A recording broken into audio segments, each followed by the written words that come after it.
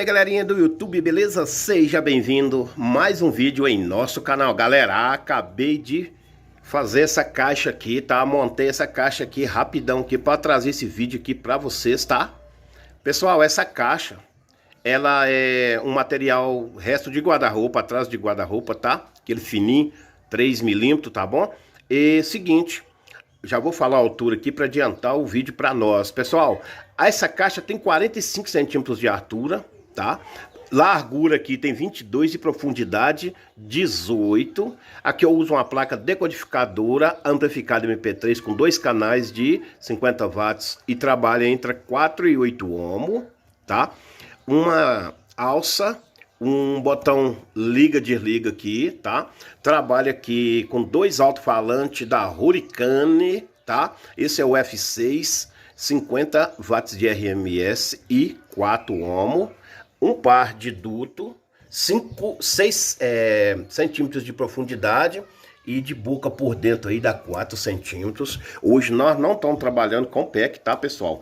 O que a gente fez? A gente ligou diretamente aqui na luz, mas vamos explicar para vocês aí, galera, que tá chegando, com pouco você vai ligar a sua placa direto na luz. Não. O que nós fizemos, pessoal? Nós pegamos uma fonte de 12 volts, 12,33 volts. Aquela parte que você conecta na sua energia é aonde eu fiz isso aqui, ó. Liguei essa pecinha aqui, ela tem dois cabos lá dentro. Eu liguei os 2 fios no pé da onde enfia na energia, que a fonte tem uma energia igual a essa aqui, né? E um cabo assim, quase igual aí você enfia, igual tá enfiando aqui. Então eu soldei por dentro ela. A parte que sai 12,35 eu liguei na nossa placa.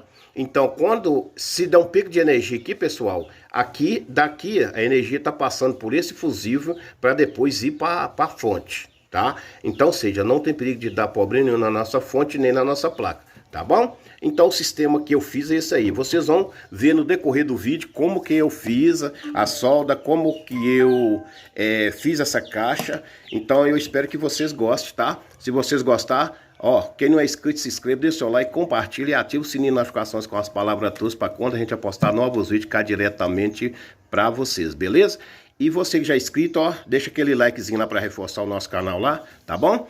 Galera, obrigado por tudo aí, tá? Acompanhe o vídeo aí só para vocês verem a forma que foi feito essa caixa aqui e a qualidade do som também. A gente vai deixar no final do vídeo a qualidade de som que essa caixa deu. Aí deixa nos comentários se vocês gostaram da caixa ou não, beleza? Então acompanhe o vídeo aí só para vocês verem como que foi feito todas a montação, solda, colagem, parafusar, tudo mais, beleza?